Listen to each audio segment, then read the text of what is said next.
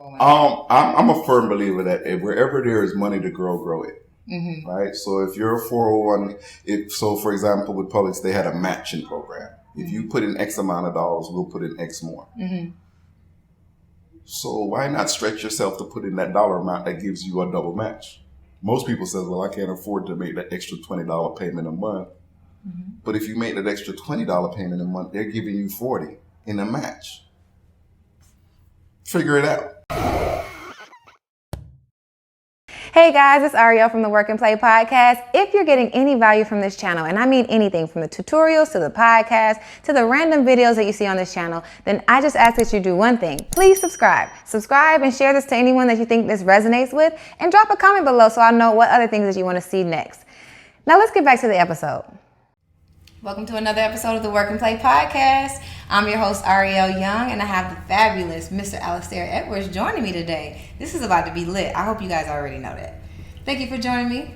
Thank you so much for having me. It's a pleasure. It's a pleasure, absolutely. So I'm really excited to have Alistair on here. One, because if you just watch your Instagram, just kind of watch you living, you are the epitome of work and play. So without further ado, would you like to introduce yourself? Alistair Edwards. Let me see. What do you want? Background? Yeah. What do you do? Well, I did 27 years with Publix supermarkets. So I was a store manager with them for about, I would say, 12 years. But did a total of 27 years with them. Started working with Legal Shield back in 2003. And went full-time with Legal Shield in 2009 after it was matching my full-time income and residual income. Okay. And then so I walked away from corporate America, and now that's all I do that, and then I do sales coaching and sales training. Yeah, so you say I walked away from corporate America and that's all I do. So let me ask you this, how is life? Can you give us a description of how good is life for you right now? I'm at a place right now where I'm really enjoying life. Yeah. One, enjoying myself. And I don't know if that makes sense. Finally understanding who you are and what you like and what are your good and bad about you. And so just learning more about myself. It's funny. You go through life and still don't realize you still really don't know yourself. Yeah. You know what I mean? And so now that I've known myself, I'm really enjoying life. I get to do the things that I want to do. I say no to the things I don't want to do. Yeah. Which was something I didn't do in the past. So just really enjoying life right now.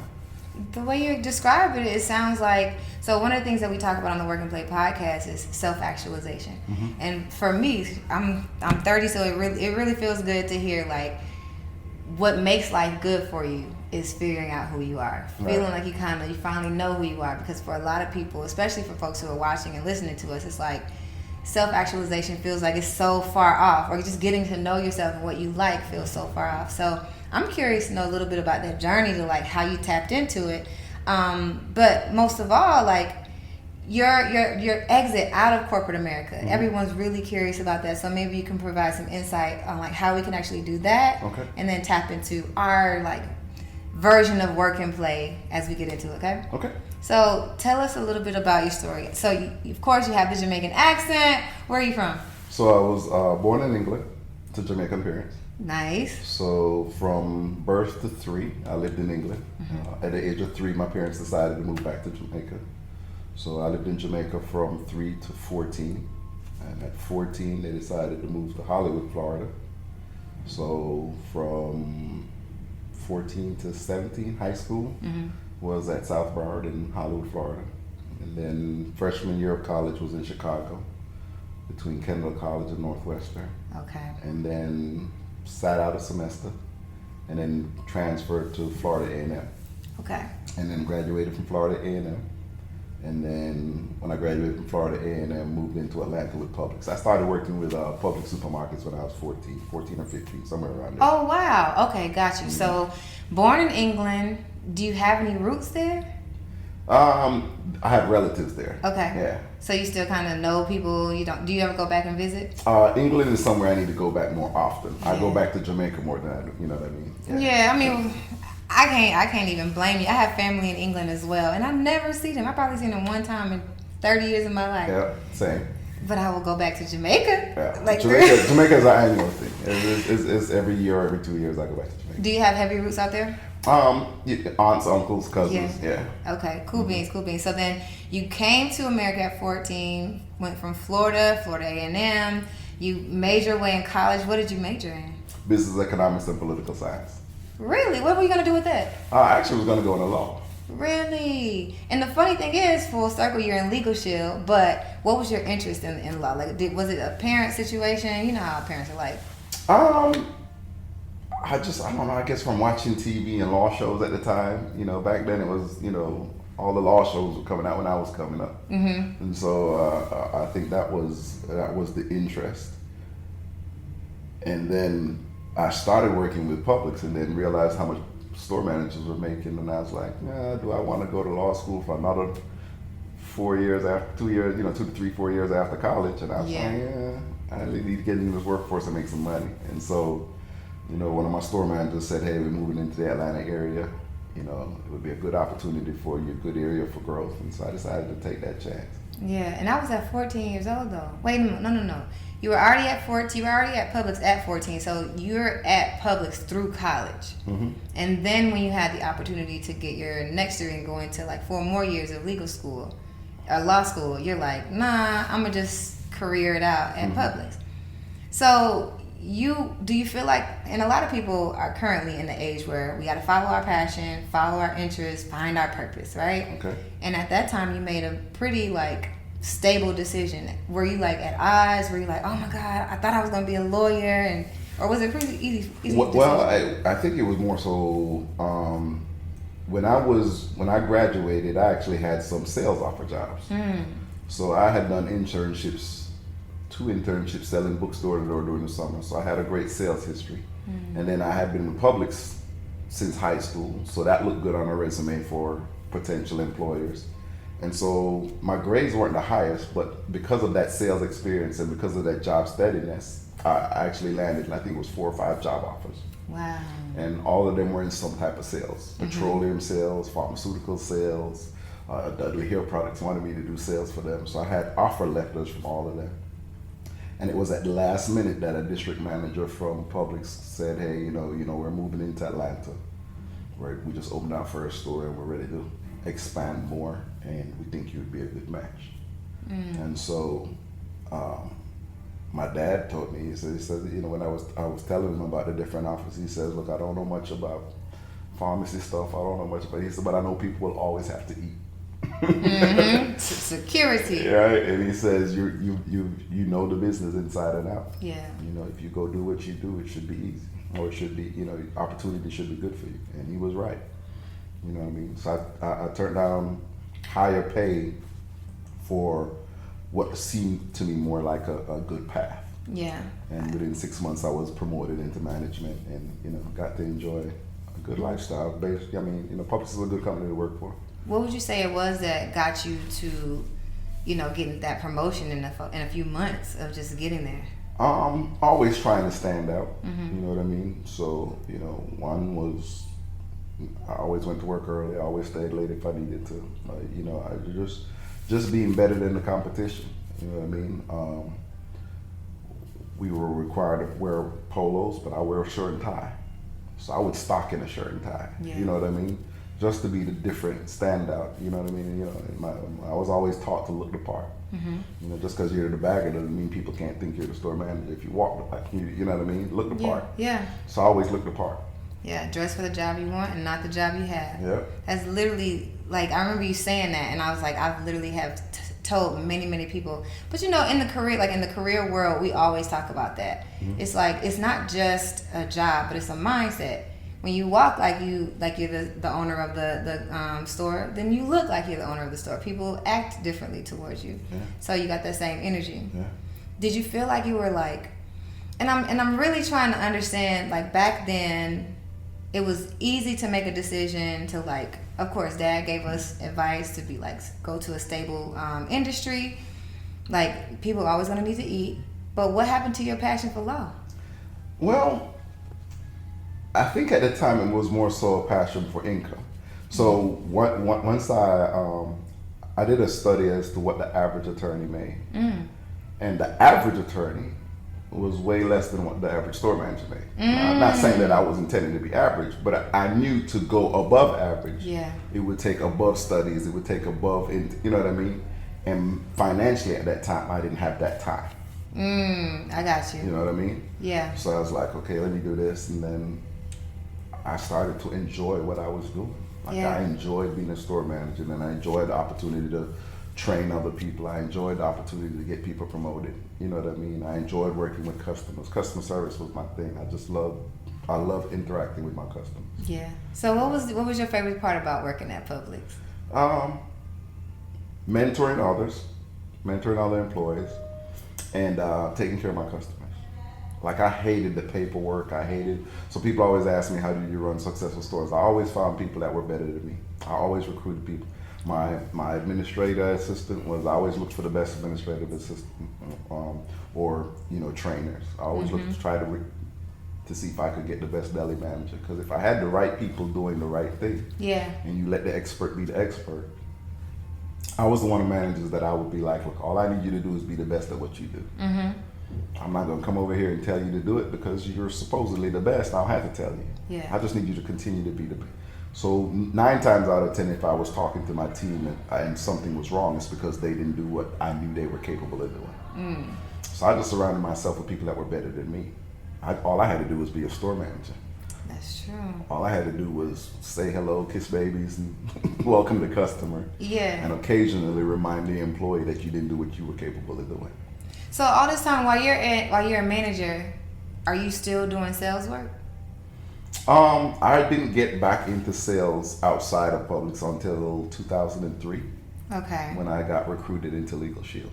So one of my vendors came and asked me to look at this presentation. It was prepaid legal back then. Yeah. I was like, network marketing, multi-level pyramid scheme. I came up with all the excuses that most people do, and I was like, no, I'm not doing that. Yeah. And for 6 months, every week, he was in my store asking me to come look at this information. And I remember one Friday looking at my cameras, getting ready to go home, and I saw him come in, and I called my front office cashier. I said, look, whatever you do, make sure you tell that man I'm not here. And he wouldn't leave. Yeah. He saw my car up front. So I came out, I said, Ron, what part I know don't you understand? And he said the thing that changed my life. He said, Mr. Edwards, I just want to know, would you agree with me that most of your good decisions in life have been made when you had 100% of the facts? I said, true. He says, you're making a decision on very little information right now. He says, all I want you to do is come look at the information. He says, no matter what you decide, I'll never bother you again. Yeah. He says, but if you don't come, I'll be here again Monday because you need to get the facts. Made sense to me. I went Monday and what I saw made sense. I was in a foster to adopt program. So 2 of my kids are adopted and needed to get a will done. A frat brother of mine who was an attorney was charged, who says, I'll give you a discount $500 because we usually charge $1,200 for a will. Okay. And then this prepaid legal thing is saying we'll do your will, your living will, your medical health care power of attorney. It's all included in your membership. It's only $24 a month. And I was like, I'll try the 24. It made sense. They did a phenomenal job. I was like, well, shoot, I know other people that could use it. So I joined the business. So I think the following Monday I invited 3 people to come listen to the information. It was only a 45-minute presentation. Somebody else did the talking. All I did was put butts in the seat. They signed up and I got a check a couple days later for $225. I was like, you were sold. He's telling me all I got to do is put butts in seats. Yeah. So I spent the next year putting butts in seats and made an extra $30,000. I feel it. Right. Look, everybody talks about multi-level marketing, and like you said, all they hear is scam. Don't do it. It's like it's the worst thing that you need to do. And at this time, you're doing well at Publix. I was doing 6 figures with them. Yeah, and you actually were trying to dodge the man. So I remember you were in the morning meetup and you were giving us a sales talk, and you were saying like when you're talking to your customer, ask them questions that are gonna produce a yes, right? A yes or a yes. And when you say that, like, is it fair to say you need all of the information to make a decision? And you're like, yes. Did you feel like you were being sold in that moment? I didn't know I was being sold. Right? So one of the things is also ask the question to where the person hearing the question receives it as information. Ask the question to where the person receiving the information receives it as information. So they don't feel like they're being sold because you're asking them a question that makes them go, he's telling me something I don't know. Yeah. Okay, if continue. there with was that. something that could protect your children, would you do it? And so they're more like, tell me more about this protecting my children thing. Yeah. So at the time, he was using a strategy to intrigue your insight to be like, okay, yes, I need all the So facts. like when I talk to people about a will, I don't say, hey, you need to get a will done because they haven't done it now. What would make you think they've done it? Hey, Yeah. let me ask you something. If there was a decision to be made regarding your children, would you like to be the one to make the decision, or would you want the state to make the decision for you? Yeah. It's a different question. Yeah. Right? What's the obvious answer? Yeah. You want to be the one to make the decision. Exactly. Yeah. So I just want you to know, if you don't have a will done and you pass away, any decision regarding your kids will be made by the state. Yeah. The only way to prevent that is by getting a will done. Yeah. The good news is with a Legal Shield membership, you get your will done for you and your spouse at no additional cost. Yeah. See, now that makes sense. Absolutely. All right, just to say you need to get your will done doesn't make sense to most people. Because based on statistics, we already know 70% of the population right now, 70% of parents right now don't even have a will written out. Right. So what? But you claim to love your kids. Absolutely. Right? But you don't have a. But you don't have a will. That doesn't make sense. Yeah. Yeah. So what would you? I would say it's fair for you to say it was okay to be sold in that moment because he sold you on a wonderful opportunity, and it literally brought you your riches today. Correct. So then, like, when people look at multi-level marketing, and if you can be objective about it, what is the stigma? Where, like, when they say where there's smoke, there's fire. Where's the stigma? Where's the like loss in that? So here's where multi-level marketing gets a bad name. First of all, multi-level marketing, if you check history, has created more millionaires than any other industry. It's a $1 billion industry, billions, right? But also with multi-level marketing, the system is to set up to where people can make money quickly. So sometimes you get people that just come in to make the money and do unethical things, which give the industry a bad name. Okay. All right. So, for example, in my business, we may collect your credit card information or your banking information. So I have to be a person of integrity to take that information to make sure your sale is processed correctly. Yeah.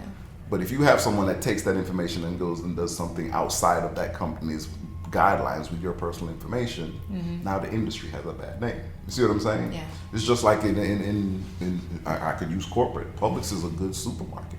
They have great customer service. Yeah. But if I have one associate in my store that is rude to the customer, all of a sudden to that customer, Publix is a bad company. Right. Based on the experience they had with what? That one individual. Absolutely. So it's the same thing in any industry. I always tell people all the time when they say, well, I see bad reviews. I say, okay, what's your other favorite company you like? What's the number one company you like right now? Pull it up. There is going to be a bad review. It's because that person had a bad interaction with a bad individual that works for that company. Yeah. Right? Yeah. So that's why you have to, even when I was building teams, people always wondered why my store scores were so high as far as customer service. Is because I had to let each individual in my store know the value that their interaction with the customer was to the entire operation. So when I sat down with an individual and I hired them, the first thing I would say to them is, here's rule number one. If one of my customers walks out of the store upset because of you, I need you to just go ahead and clock out and walk out with them. You're fired. Like there's no but, I don't care. When the customer leaves, they should leave feeling better because they interacted with you than when they came in. Yeah. We can fix everything. Everything else we can work out. Yeah. But the experience that they have is going to be based on you. Absolutely. See, one of my district managers told me when I got promoted to store manager, he said to me, Alistair, your job has now changed. Your job is not to take care of the customer. Your job is to take care of your employees so they're better equipped to take care of your customer. Would you say you got most of your training on like how to do this from Publix or from the I got training from different places. I got training from my parents early. Okay. So in Jamaica, my mom owned a craft shop. So we used to sell arts and crafts, big tourist stuff. So I was behind the counter probably at 5, 6, 7 years old, exchanging money, counting money, taking money from people, and customer service. And my mom was very good at customer service. You know, making sure that the experience that the person had was good. And then when I went to Publix, customer service was everything, right? So if you look at different grocery store chains, Walmart's not gonna give you customer service. You're gonna line up in the line, you're gonna get what you want, but you know you're getting a good, it's the cheapest price. Right. So because they have so many stores and because their prices are so low, they're not really concerned about your customer experience, right? Whereas Publix is saying, yeah, we're gonna charge a higher price. One, because our buying power is a little different than Walmart, so we don't get stuff at the price they get it at because our stores aren't as many. I mean, that's a whole nother sales trade there. But because we plan to charge a higher price, we have to give a better experience. Yeah. So our focus is customer service. Yeah. Right? So, you know, same thing with Chick-fil-A. Their Chick-fil-A burger is going to be a lot more expensive than the dollar Whopper or the dollar, right? But the experience is going to be different.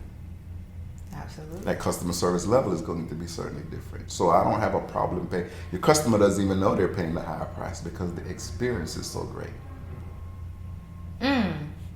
It's worth it. It's worth it. Yeah. So you said you got training from like your mom, your parents, and just kind of working young.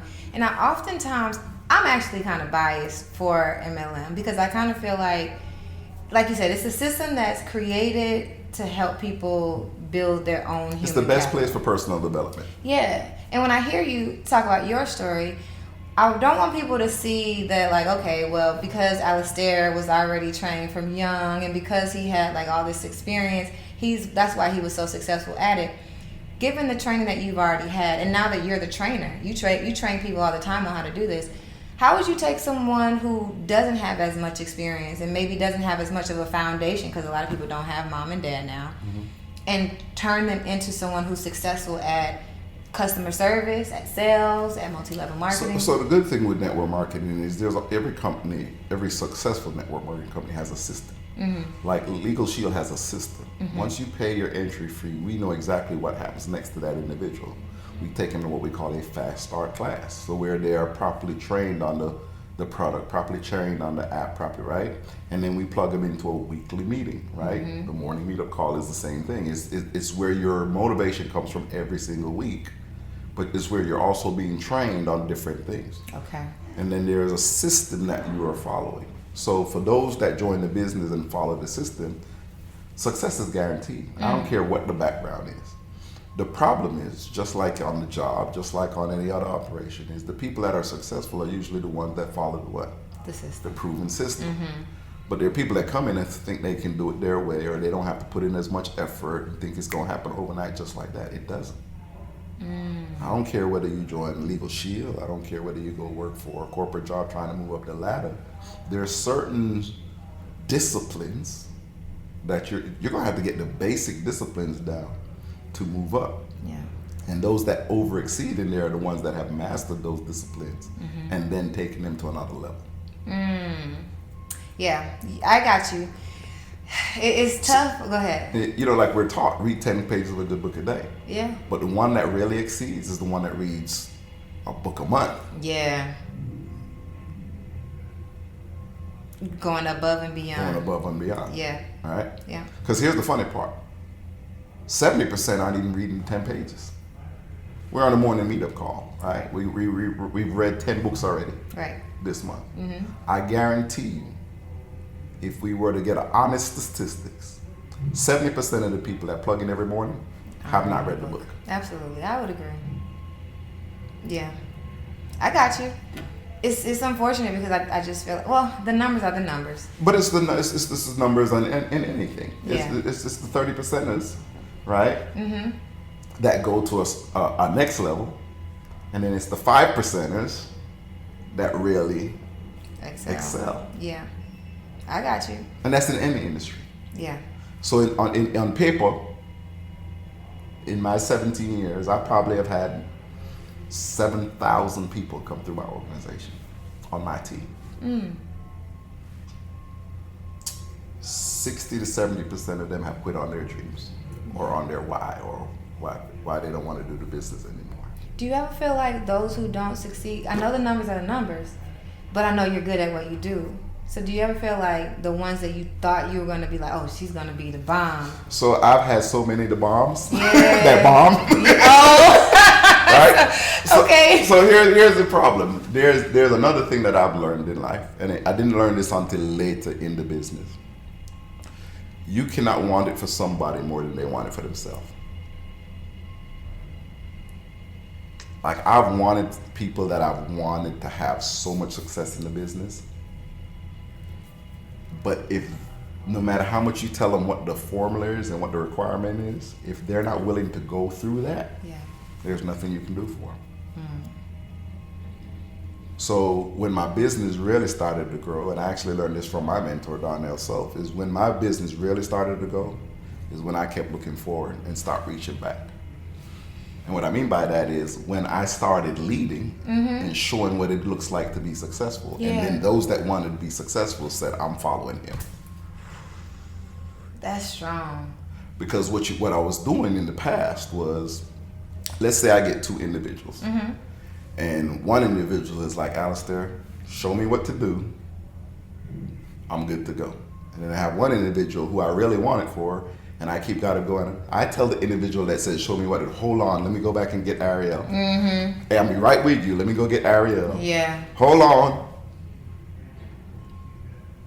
This individual, that all they needed to do was be shown what to do. They're ready to go. Right. They get tired of waiting, and they go somewhere else. I'm still trying to save the one I really want to be successful, but they're not ready to be successful. And now I've lost both of them. So life has taught you to focus. Focus on the ones that want to be focused on. Ooh, that's strong. So you're I'm thinking about your heritage, right? You're from Jamaica. And there's a belief in the Black community. Of course, there's like people believe there's like the crab in a barrel mentality, but then you know, are you familiar with Sankofa? So Sankofa is a Ghanaian, I want to say a Ghanaian value that basically says as we move forward, we always reach back, right? And I feel like even myself, you're talking to somebody who like, I'm always kind of reaching back for those who really desire. I'm even asking you questions because I'm like, how can we get homeless young people to go into multi-level marketing, right? And I wonder, have you always had this, I know life taught you, hey, go ahead and focus on the front, but is there an inherent, like, was there an inherent change for you to like stop reaching back, or was it always kind of like you always? So there's a difference between reaching back and giving back.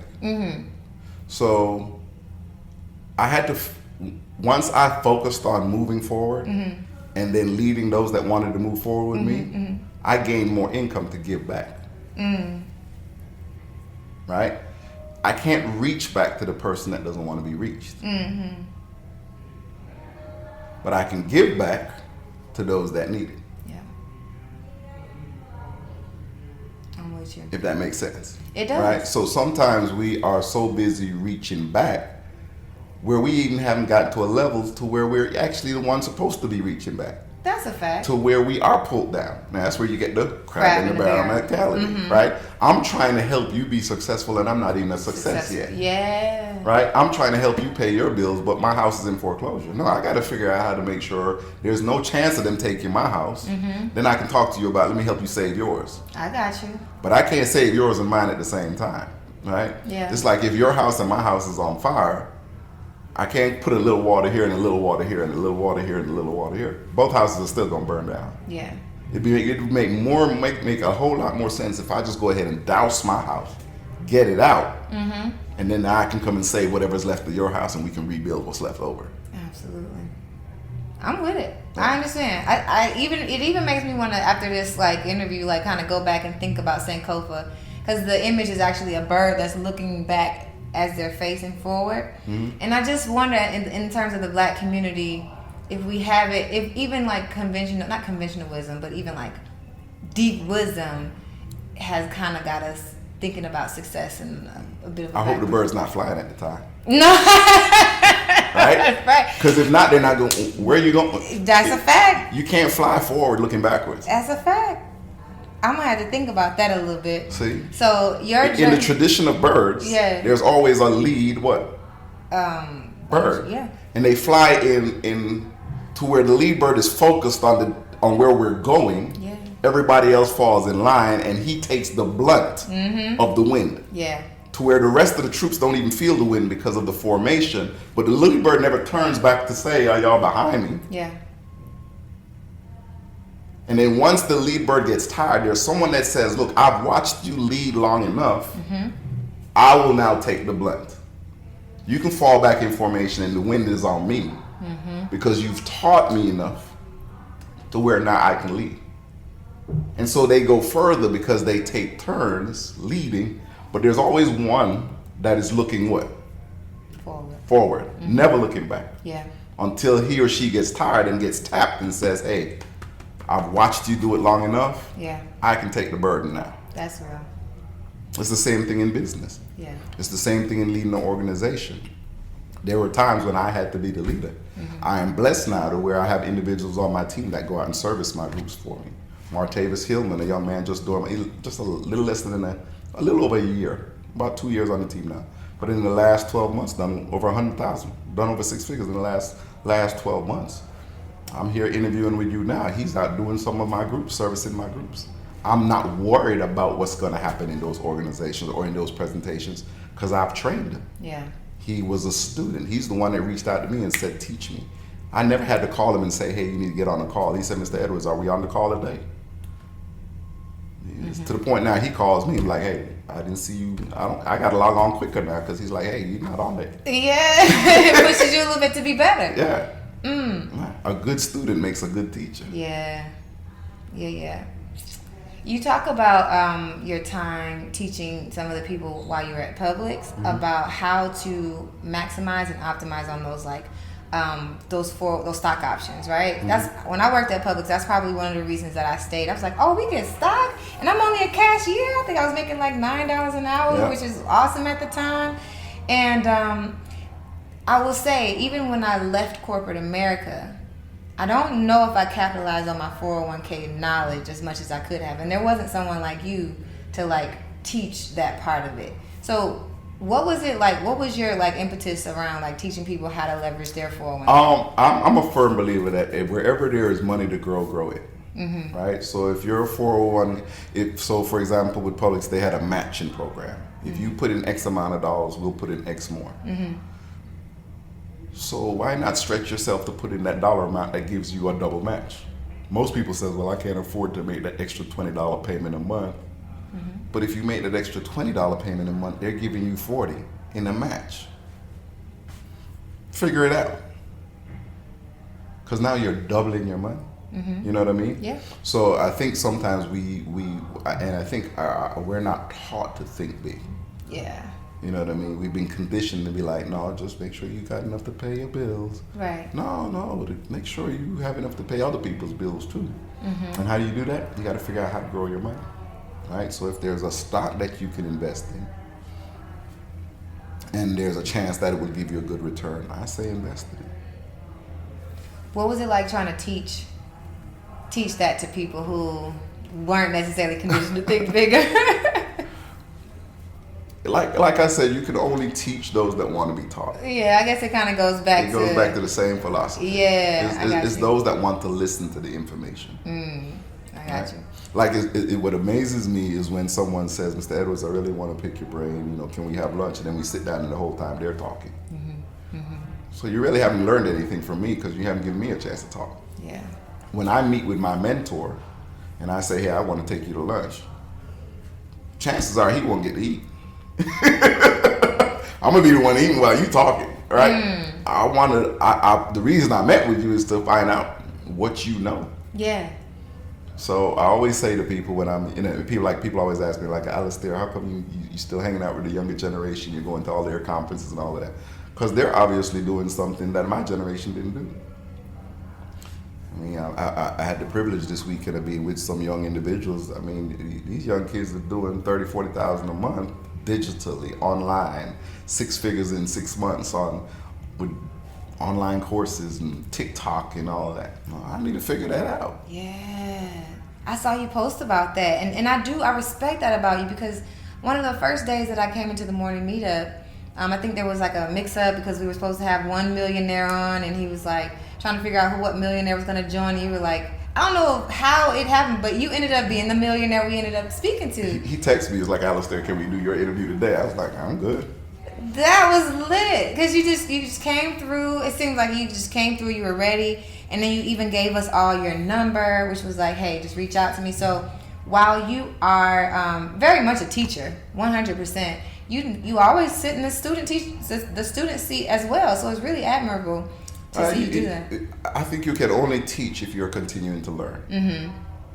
Right? Never ever think you know enough. Yeah. Les Brown said to me, Les Brown and I were having a conversation. We had him as a guest speaker for one of our National Sales Network events when I was president of that organization. And he said to me, he said, Alistair, he said, I want you to understand, you are no value to me if you haven't read a book that I haven't read. Mm. So you're no value. Yeah. He says, if you don't know something that I don't know, what's the point? Yeah. He says, I always try to be around people that know more than me. Because that way I'm always what? Learning. I'm always learning something. Yeah. It's boring to talk to somebody that's talking about the stuff you already know. Yeah. Okay. Student and teacher through and through. So let's talk about your transition from corporate. Okay. We all have like a different story about how we left corporate, why we left corporate, and the list goes on and on and on. And because generation after generation, the reason that we quit actually changes. I'd like to hear about how long you stayed in Publix before you decided to quit, and then what that journey was like when you actually left. So it goes back to my dad's story. You know, my dad was doing well in Jamaica and then moved here and started working with the 7-Eleven Corporation. And every store they put him in, the numbers went up. Everything looked good. But he was never put into management because he didn't have a college degree. But they kept moving him to store. He would rectify all their disabled stores, make them good. The store manager would get the credit. And he always asked, you know, what's my chance to get into management? And they gave him the excuse, well, it's because you don't have a degree. Right? So he was very adamant about me getting a degree. So I went ahead, I did that. I got a college degree. And then I got into management with Publix. But then there's another position called district manager, which is another higher level, which would give me a position to help more people, because it's a decision maker position as to where you get to promote the people in your district. And so that's a level I wanted to go to. And the trend started looking like my dad's story. They would put me in stores that were, you know, I got the Memorial Drive store, my numbers went up. I went to Emory, it became one of their best stores. They took me out of Emory, they put me in Cascade, those numbers went up. And I was kept being told, the next one, you know what I mean? And no one ever said, you know, there's an opportunity for you. And I kept asking. And so I remember being passed over for a store. And I just said to myself, I'm not gonna continue to allow somebody else to dictate when I get promoted. Right. And so my Legal Shield business at the time, my first year paid me about $30,000. My second year paid me $50,000. And I was thinking to myself, man, if I actually worked this business, it would probably, you know, meet my needs. And so the next year I went harder on it. It did $87,000. My fourth year it did $114,000, which was more than I was making as a store manager. Okay. And then by 2009, it was paying me about $7,000 or $8,000 a month in residual income, meaning if I didn't even do the business, it would still pay me $9,000, $10,000 a month. So I was like, it's time. So 2009 is when I decided, yeah, it's time to go. So I put in my 2 weeks notice for July 4th, Independence Day. Busiest day for Publix. I did it on purpose, Independence Day. I went in that morning, I got the store ready, I made sure everything was right, I stocked the store out, made my rounds with my associates, thanked them for everything, and I walked out the door and hadn't looked back since. So you felt liberated in that moment? Oh, it was a different feeling. Did you go through kind of an identity shift because you had been at Publix for so long? And Well, that was 2009, but I think back in 2006 when I made a decision, I was slowly getting my mind prepared to be gone. Okay. So 2006 was when I made my first six-figure year. I made six in Legal Shield, right? So I was making six figures in corporate, but 2006 was when I made, I think it was right around 114. 2007 I made more, 2008. So every year it went up, and I was still like at around 102, 103 with Publix. So I was doing like 103,000 with Publix, and then I was doing like 114, 120, 140 with Legal Shield, and it was like testing the waters to make sure, right? But mentally, being consistently passed over, I was checked out. So by the time 2009 came around, I was good and ready. Right? I had mentally burned the ship. It was just a matter of like turning in that 2 weeks and getting up out of there. Yeah.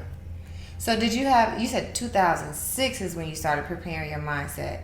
And when I talk about exit strategies, I talk about 18 months. So like, what was the preparation in that? Well, it's different when you have a family. So at that time, I had that, my kids were still in high school then. You know what I mean? I had a family to support and all of that. So when I always tell people, if you can do it when you're young, single, and do it. That's why I was so impressed with this event, content creation event. I stopped by with Dave and his organization, and then I stopped by Digital Wealth with Kendall. Kendall Walker asked me to stop by there with his organization, and I'm saying, I just love what these young generation is doing, right? And the fact that they're doing philanthropy work and giving back to the community makes it even more exciting for me to watch them do it. The knowledge that they have now, I wish I had at an earlier age. You know what I mean? Like, I wasn't into the millionaire bracket until I was in my late 30s. You know what I mean? These young guys are hitting it at 20-something, 23 years old. You know what I mean? So I'm excited for the next generation. I'm so excited. And what I would like to see more is, that's why I love what Dave is doing. I love what you're doing. Is just to where now that is now being highlighted more than what the news and what the media talks about our community. Because there's some people out there really doing some good things. Absolutely. Young people. Very younger than me. Yeah. I think to myself, like, I wish I had what they had, even though we're only a couple years behind. And I feel like with the younger generation, it can really go both ways. Like, very nitwit, to say a better, to not have a better word, and then to say like very young moguls. You know what I mean? Like doing everything that they can. And they're the thing that's cool about it. They're birthed off of the Jim Rohns and the Les Browns. Like the people who were like coaching the like MLM people back in the day. Like, this is what you need to do to be your best self. They soak it up and they're like, okay, well, why can't I be the best that I can be? Yeah. It's crazy. So now that you have transitioned out of corporate and gone into Legal Shield full time, like, do you feel like is Legal Shield does it feel like entrepreneurship where, like, even though you mentioned like there's a system behind it, does it feel more freeing, or is it? Yeah, I mean, because I get to write my own schedule. I get to decide who my customer is. I get to decide where I go. So I've taken that business model and I do what we call the B2B, business to business side. So without recruiting anybody, I just sell the product, the service. So I go to companies, I go to school districts, where I provide Legal Shield and identity theft protection for the teachers, or, for example, City of Atlanta has it as a payroll deduct benefit. I cover several schools in the Southeast where they have the benefit. So that's the side of the business I really enjoy. Yeah, is just going out and making sure people are properly covered. Yeah. Because when you understand what the benefit does, man, it's a blessing to have it. Do you recommend corporate people who are now still trying to figure out what they're going to go into? They don't necessarily have a passion. They might have a passion for income and they might have family. Would you recommend someone who's already in corporate take that same route, or is there better ways to do it than you did it years ago? Well, I would tell them to take that route. Use their relationships. You know what I mean? I mean, think about it. So our service is a $24 per, right? Our plan is $24.95 a month. If you add the identity theft protection, you're looking at a total of $54 a month. But every time someone enrolls for that, the company pays me $300. Direct deposit the next day. So if I go in and do a presentation to 10 employees and 10 of them sign up for the benefit, I just made $3,000 for a 15, 20-minute presentation. Yeah, that's $3,000 for the whole year. Like if one person signs up, you get, it's like prorated or something, or like. Right. So that'd be my upfront commission for that year. Mm-hmm. But next year, that customer is still paying that $54.90. Mm-hmm. Right. Well, up to 28% of that is paid back to me in residual income, as long as the customer continues. So every month they pay, I get paid, because that has now become my book of business. Residual income. Right. So I have customers that signed up with me back in 2003 when I started, that are still paying their monthly fee today, that I still get residual income on. Nice. Right? And I always ask people, hey, 2 questions you should always ask yourself. What did you do 10 years ago that's still paying you today? And the most important question, what are you going to do today that's going to pay you 10 years from now? Mm-hmm. Yeah, that's an easy decision, especially if like I'm talking to a corporate person who already has sales experience, or like, now tell me this, what if a corporate person is going from like, a journalist background and they go into Legal Shield? Do you feel like there's any prerequisite type of skills that would make them exceed or excel a little bit better? I think the prerequisite is the desire to succeed. Okay. Because that means I'm going to do whatever's required to succeed, right? I don't care. Martavius Hillman came from wine sales. Tiffany Sullivan, her first year with me, did $190,000 in personal commission, right? She was a 16-year practicing attorney. Nikita Tucker, 6-figure year on our team. She's from real estate. Catrice Jackson, God rest her soul, we lost her 2019 to cancer at the age of 40. But in his 5 years, built up a residual income business. One of my top earners. Sean Stone is an actor. I mean, I don't care what the background is, right? I got our team, Team New Vision, and that website is tnv4life.com. You can check that out. Nice. It'll be in the description. But on that, our organization, there are 120 individuals that make anywhere from $50,000 to over $1 million every 12 months. And residual income. And they come from all backgrounds. All right? Single moms, married, divorced, Muslim, Christian. I mean, we got all backgrounds. Nice. I mean, it sounds like it really is a good opportunity. I've always like kind of admired the world. I never got a chance to do it. I think I wanted to do vector one time, like, cut code, but I never got into it. I never built a community around it, but it just really sounds like, even for my own clients who have a desire to go into something similar, like of sales or something like that, that they might choose to do this and create an exit strategy. And the good thing about it, I think it's a good training ground. Like, I'm not the person that's saying, hey, you need to do Legal Shield and that's what you need to do for life. Right, okay. I'm saying you may want to do something bigger, but you don't have the capital to do it. Network marketing is a good way to gain that capital, right? But it's also a good training ground. If you talk to Dave will tell you, Dave started with prepaid legal, right? That's where I met Dave. That's where Dave and I became friends, right? And at one point, I was considered a mentor to Dave. Now he's a mentor to me, right? Yeah. But it was there that he learned about Jim Rohn, and he learned about, Think and Go Rich. It was there where he got the personal development, to which now he's doing some amazing things. Yeah. Right? I think network marketing and the multi-level marketing industry gives you a foundation to be greater than network marketing. That's a good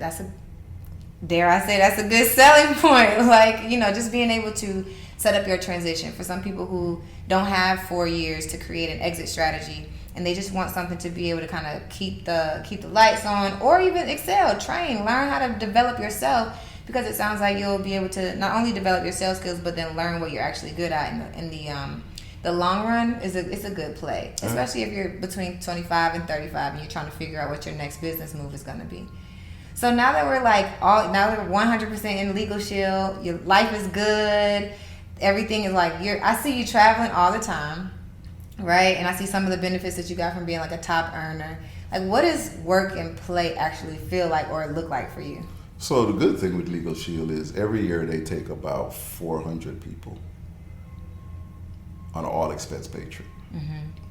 Anywhere from 5 to 7 days, depending on what level. So, so I'm in what you call the Circle of Champions this last trip. So I was given 7 days, all expenses paid. So we just left Cabo San Lucas, right? Nice. And then River Maya. And last year was Jamaica. We've been to Punta Cana. We've been to Lake Tahoe, Huntington Beach, California. All expenses paid.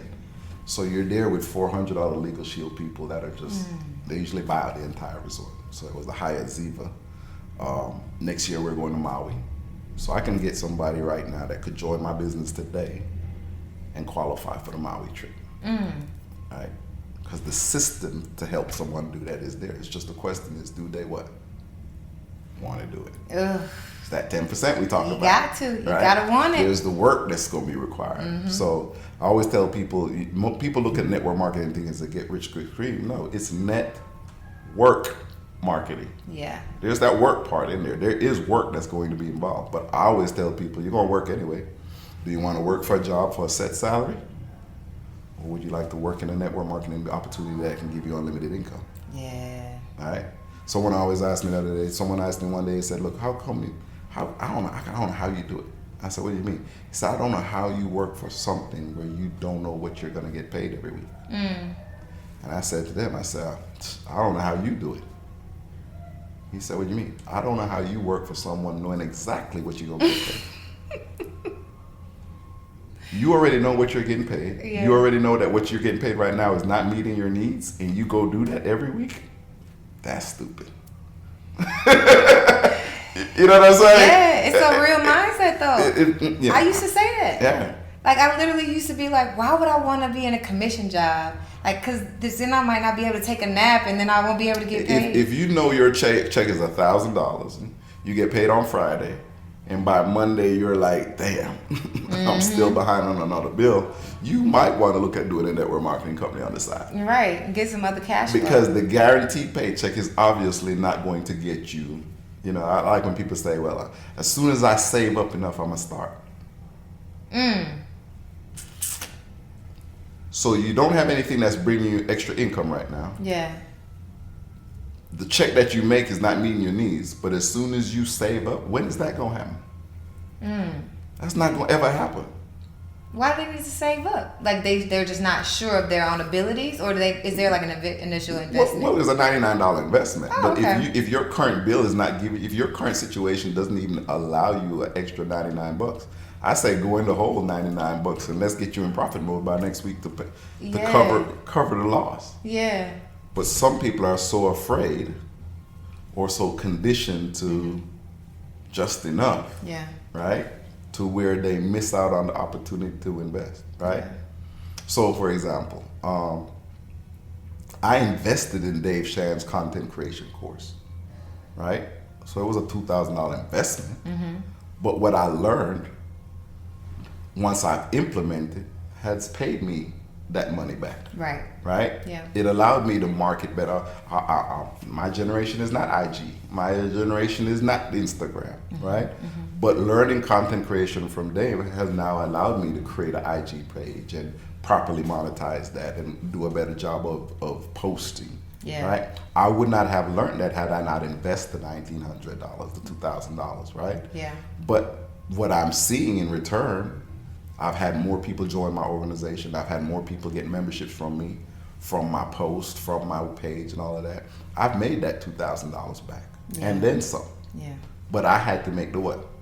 The investment. And I think most people are afraid of what if it doesn't work. And the question should always be, what if it does? Right. See, someone said it, if you think you can or you think you can't, you're right. Yeah. Either one. If you think it's not going to work, you're right. If you think it's going to work, you're right. It all depends on what your mindset is with it. Right. Go buy the course, whatever that course may be is, take the class, get the training with the intent of what I learned from this I'm going to use it and make it work. Absolutely. If you go in that with that kind of mindset, it doesn't matter what the investment is. Yeah. You know, we talked to Dave this morning. He said he's somewhere taking a $55,000 course. Right. And I got off the phone and talked to another individual like, I don't know if I could pay $55,000. And I'm thinking to myself, knowing Dave, if he paid $55,000, he's going to make $500,000. Right. Right? Because he's going to 10x that information. It's all about the mindset. Yeah.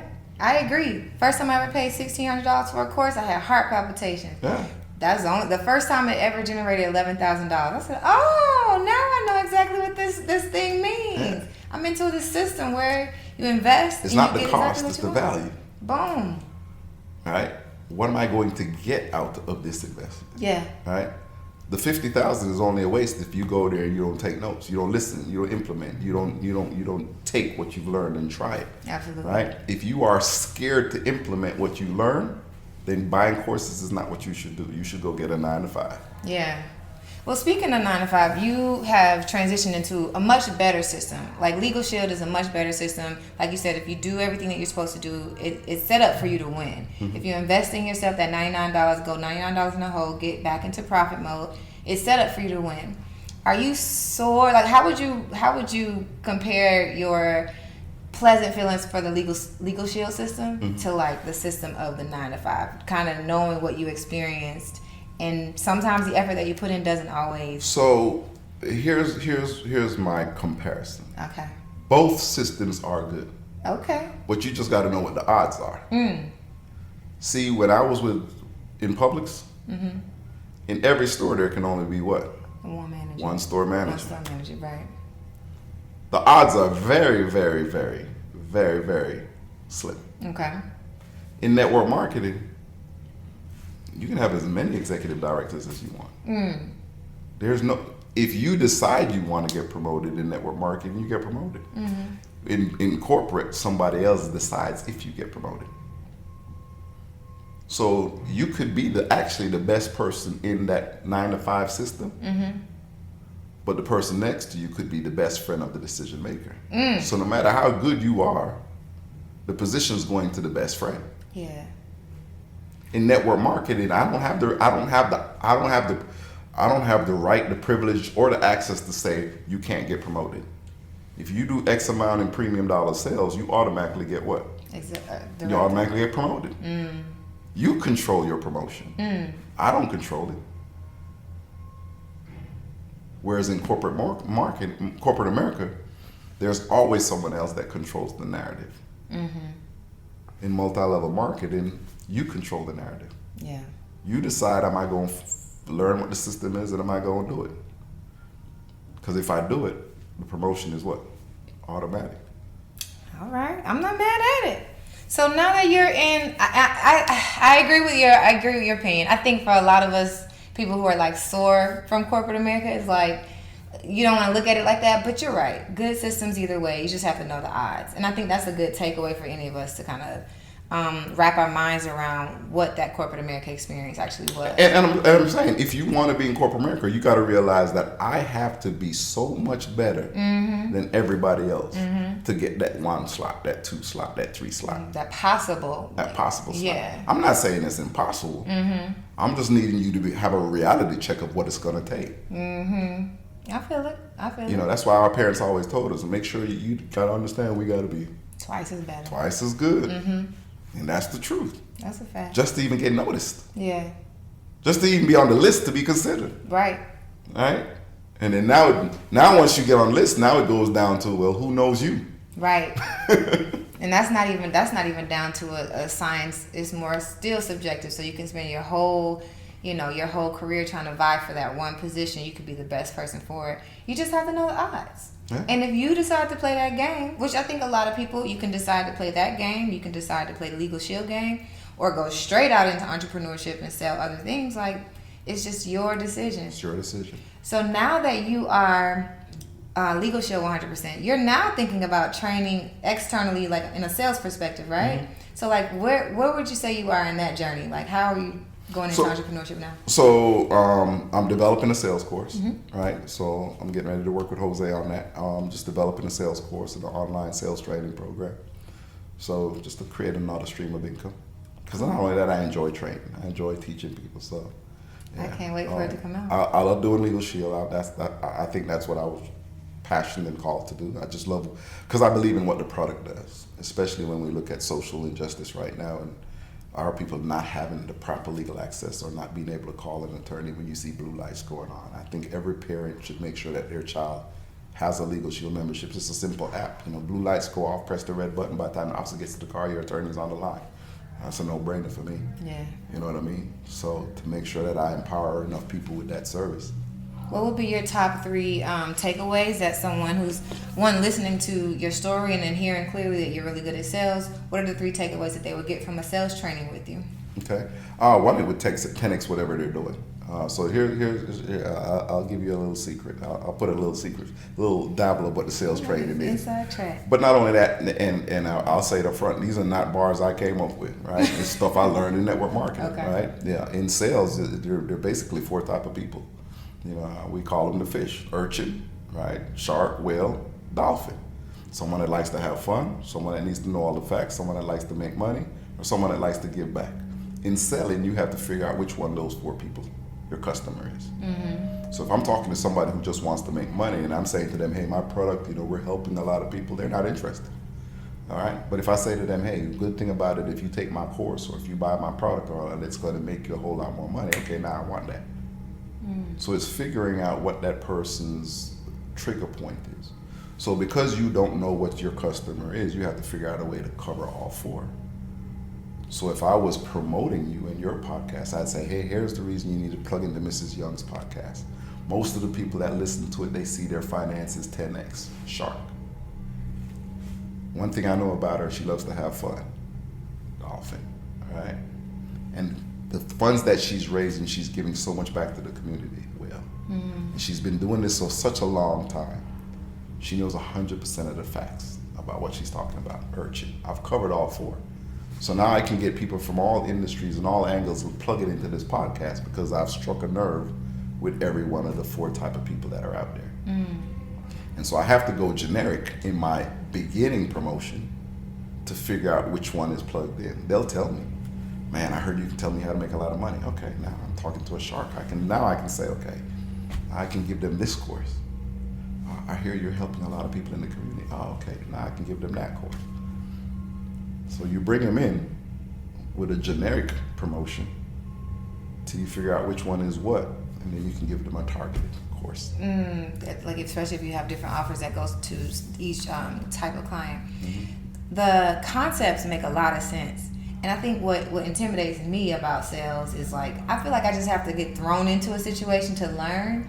But when you're training somebody on sales, and I know it's going to be a digital course, but like what kind of hands-on training helps your students like become better salespeople? Well, first of all, sales is not about selling. Sales is about making sure you fill a need. So you figure out what is the person's need and you meet them where their need is, right? So I'll give you a perfect example. When my son was being born, I was driving a Toyota Supra, 2-door Toyota Supra. And I remember once I found out I had a child come in, I needed to get a different car because Toyota Supra is not a car you can carry kids around in. And I remember going to a Ford dealership and I just happened to park by the Mustangs, Ford Mustang. And I got out of my car, and before I could even get out of my car, a salesperson came up to me and was like, man, that's you right there. He pointed at one of the Mustangs, he's like, that's you right there. He said, what do we need to do to get you one of those? Da, da, da, da, da. And it was such a turn on for me that I got back in my car and drove 12 miles down the street to a totally different Ford dealership. And a guy named Don Peterson walked out. He said to me, he says, sir, thank you for coming by today. He said, my name is Don Peterson. If you have any questions, I'll be here walking around. Feel free to call me. And he walked off. Okay. Now I had parked right by the Mustangs just like I did at the last one. And then I started looking at different cars and all that. And I went to ask him a question. I said, hey, Don, let me ask you something. He says, before you ask me, sir, let me ask you a few questions. What is your situation? Let me see if I didn't have anything that can meet your need. Because we may not. So that was like him saying, I might not even be able to sell you anything today. I was like, what? Yeah. I was like, well, I'm getting ready to have a child. You know what I mean? He said, so it sounds like you need a bigger car. And I said, yeah. He says, well, when people are building a family, they usually get a minivan. But he says, you really don't look like the minivan type. I says, you're correct. He says, well, there's the Explorer. All right, you seem pretty tall. It'll give you some leg room. Da, da, da, da. He says, but if it's in your budget, you may want to look at the Expedition. Because it has some added space, some added legroom, and let me tell you about the added features. Whichever one's best for you, you let me know. What did I walk out of there with that? Expedition? Fully loaded. Did you feel like it was a good fit for you? Yeah, but I made the decision. Yeah. He just presented with me with what the options were. Right. He never tried to sell me. The guy that tried to sell me the Mustang, right, threw something at me that had nothing to do with what I needed. Got it. So the goal in sales is to figure out what is it that your customer needs, and then you present to them the best option. And 9 times out of 10, the best option is going to be your top sale, your top dollar thing. Yeah. Because honestly, it is the best option. Right. It was the one that had the extended recline. It was the one that had the third row seat. It was the one that had the, you know what I mean? Yeah, the most value. It was the most value. And if it was in your budget, as he said, that's what you should get. That's what I did. That's strong. Look, by the time you get this course out, this episode should be out. So if there's an affiliate link, we got to get it to the people. You'll have it. Let's do it. I have really, really enjoyed your story. And I got to know a little bit more about you. I don't typically get to talk to you one-on-one. You know what I mean? And I think you're like a living legend among like the morning meetup folks. You already know that. Like anytime you come on, it's like the voice of Alistair is sharing a bar or sharing something, some wisdom. We always give you your time. So I thank you for giving me some of your time on this couch today. It's been really much of a pleasure. Now, one thing I typically ask is more so like a ceremonial question and to pay homage to Sankofa. But given the fact that we've already talked about like that notion, I want to share a book that I've actually been reading, and it's called The Big Leap, right? And it talks about, you know, how we are actually passing, you know, our upper limit problems. And it talks through like 4 different barriers of belief that we have to like kind of break through, some like those limiting thinkings, those limiting thoughts that we have to break through in order to like surpass our upper limit. So I'm curious, in 2021, you're living your life, things are going well. What's something that you are overcoming today? And then how are you actually like overcoming it right now? So one of them is procrastination. Putting off things that you know you should have done.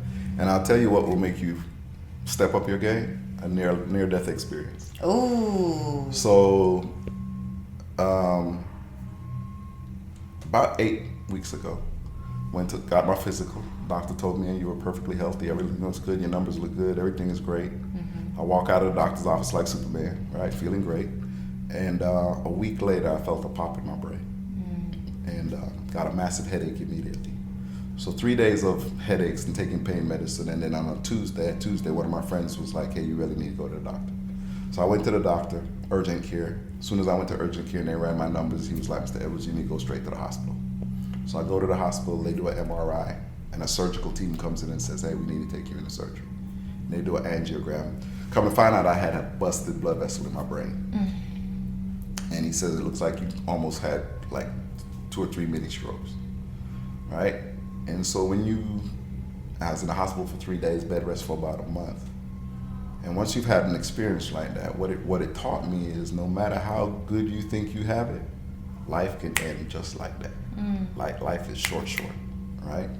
So I think it was God's way of telling me stop putting off. Like I've been talking about doing a sales course for a while. I called Jose. I'm like, look, we need to get this out, right?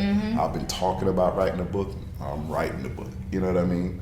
So it's just making sure that you understand that your time on this earth is whatever little time that God gives you. You need to maximize it. Stop putting off tomorrow what you can do today. All right? Like when you asked me about this podcast, you're like, yeah, I think I'm all the way out in September. And what did I say? Let's do it. You ain't got anything earlier? Right?